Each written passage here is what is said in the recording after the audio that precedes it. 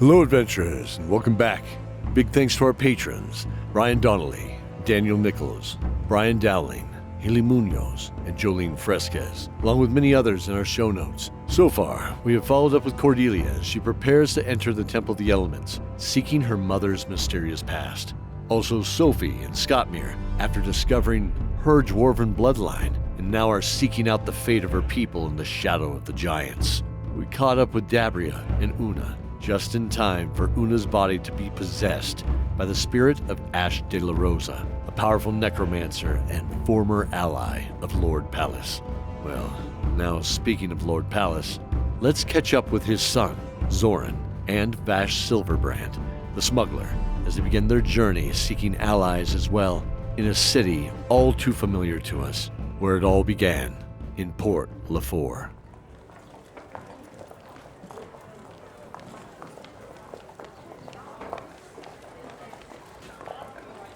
Dawn of Dragons, Season 6, Episode 4, Old Friends.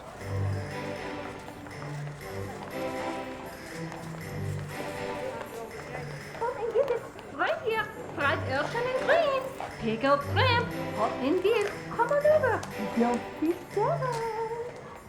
shy. What is that? She just told you. Pickled shrimp. It's delicious. ZORIN, does that look like shrimp to you? Well, now that you mention it, I don't know, maybe it's some kind of bug or something. I'm gonna snag one. Just no. Go. I don't know why that seems so odd to you. I mean, if you're hungry... I'll wait for the bar. What did you say the name was again? Pig and Turtle. If it's still there, of course. Last time I saw it, it was having issues. Issues? Fire. A whole lot of fire. ZORIN, what makes you think it would still be there? Oh, you don't know Avar. If he's still around, his bar is too. Whoa. Wow. Okay, just hang on a sec, will you? The pair turned a corner on the cobblestone street, and a wave of crashing memory hit ZORIN coldly in the face. His eyes fell on the familiar bear and lion fountain in the center of the square, its dark colors glistening from the cool mist of the three streams that continuously bathed it in the late afternoon sun. The clouds above were catching gold as stars began to peek out from the darkening blue. People hastily passed in the still bustling marketplace on the streets of Port Lafort. Smells wafted from several street vendors cooking fish and lamb, and even cabbage wraps with heavily spiced ground meat boiled in pots and sold on wooden skewers. Move, little man. Hey, watch it. Looks like someone's got a death wish. No. My bad. Stop it. We can take these guys. Look at them. Look at what? You're going to get us killed. Shut up. You go right ahead, good sir. Pukes. Whatever. Don't get sloppy, Vash. We are not in some fancy city. These guys are angry and well, the good guys are criminals. That's no problem. Just you probably look really weak to that guy.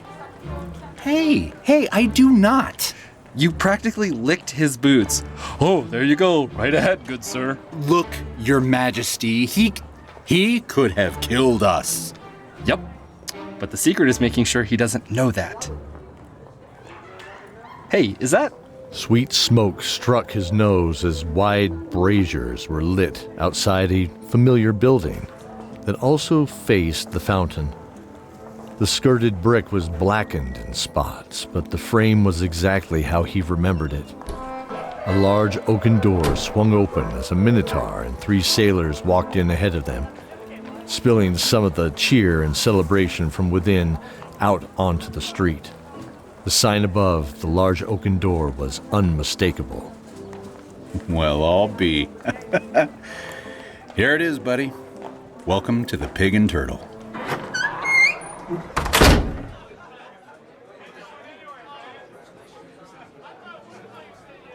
Well, here you be. Tall ale for the sailor and wine for his ugly girlfriend. Haven't heard that one before. What are you having? He's always like that. Can't remember his name, though. Wine isn't that bad. Cheap, but not bad. So, tell me about the last time you were here. Sure. I may keep it low, though. Sure. The two friends leaned in at the bar to close the conversation from any unwanted ears. They had seen some guards patrolling outside that proved Port Lafort was still under Lord Palace's control after all these years.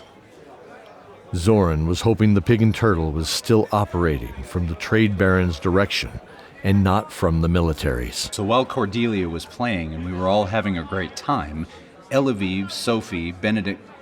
Wait. No, that's right. Benedict left while she was playing. Following someone? Yeah, over there. That booth in the corner.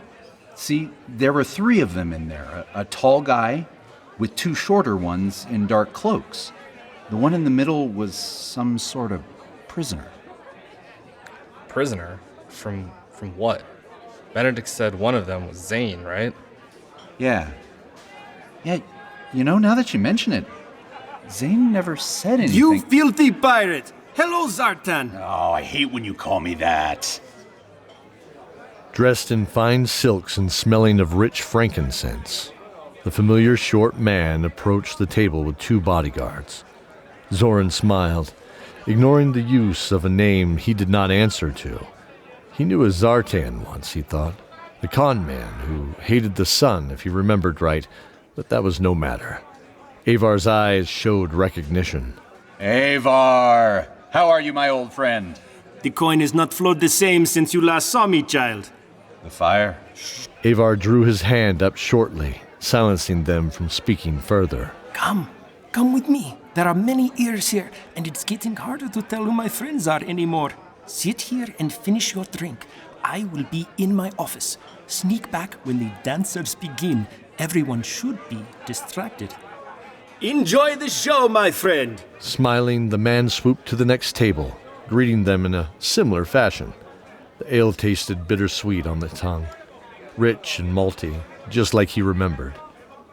The ale here was always a favorite, thick and creamy, the foam sticking to the inside of the dented pewter tankard.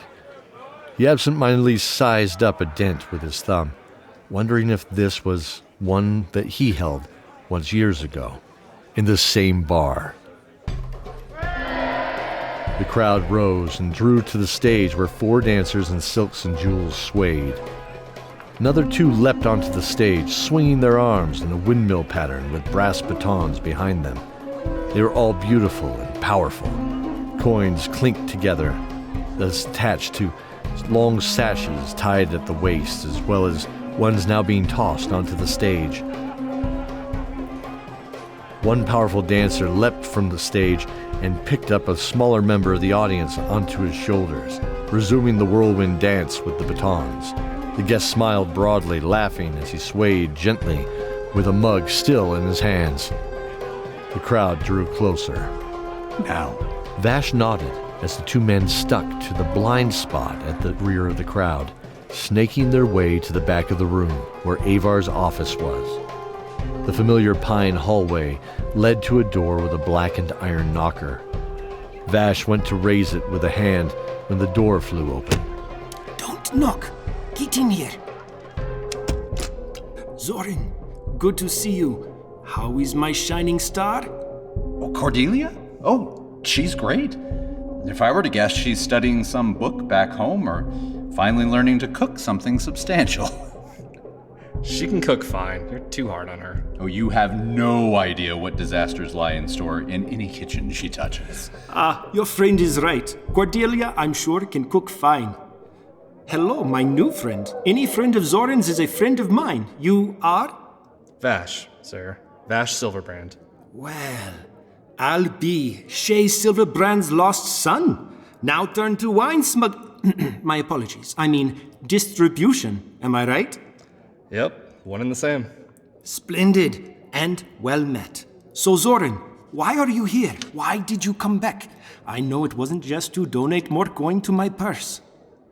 Avar, I'm looking for Tattered Root. Delphi?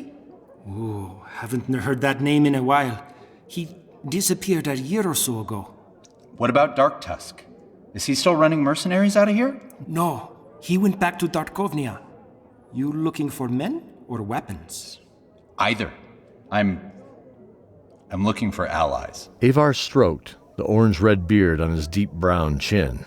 He nodded in understanding of his friend. ZORIN, your friends are gone here, except for me anymore. But that just means it's time to make new friends.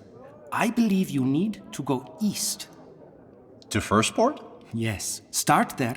Palace still hasn't been able to enter Viridian, so you should still be able to find allies there. The magic of the streams is still more powerful than any force he could muster. Wait, hold on. Oh no, you have to go. Come, over here. Okay, now wait here. If I drop my hand, you drop down that passage. It leads to an alley 4 blocks away, and from there, out of the city. Avar crept to the right of his office door and ducked behind the thick curtain that framed it.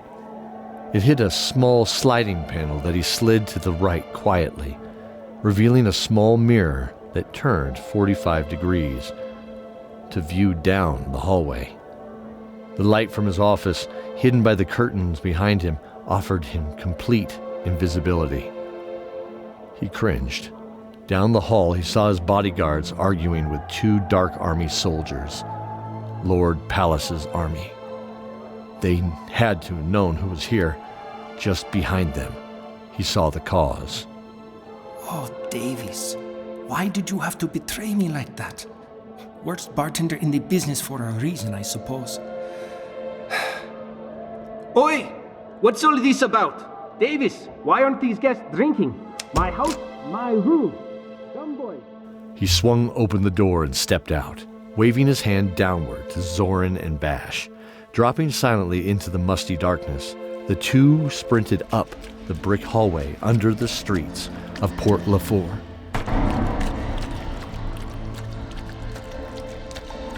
They saw the light behind them extinguish as the trapdoor closed and the carpet slid over it, once again hiding their flight.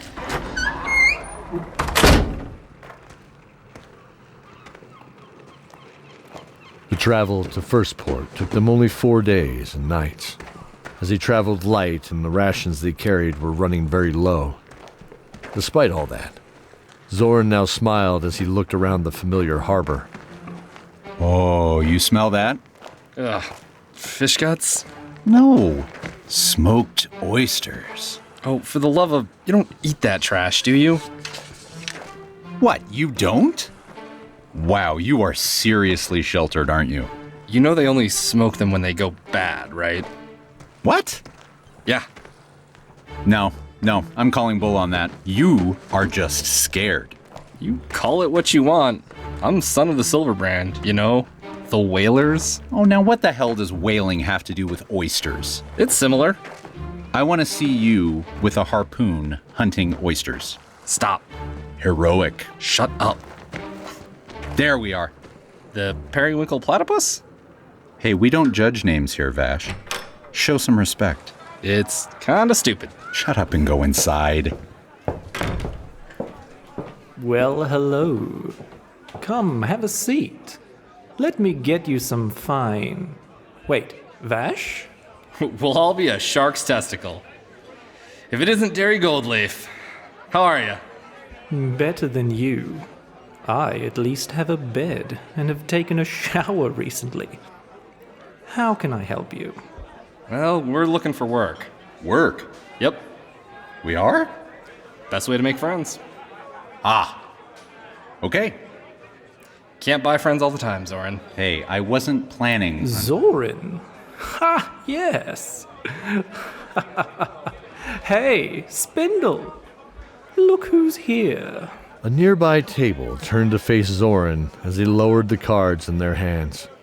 The surly faces were inquisitive as they peered through the thick pipe smoke.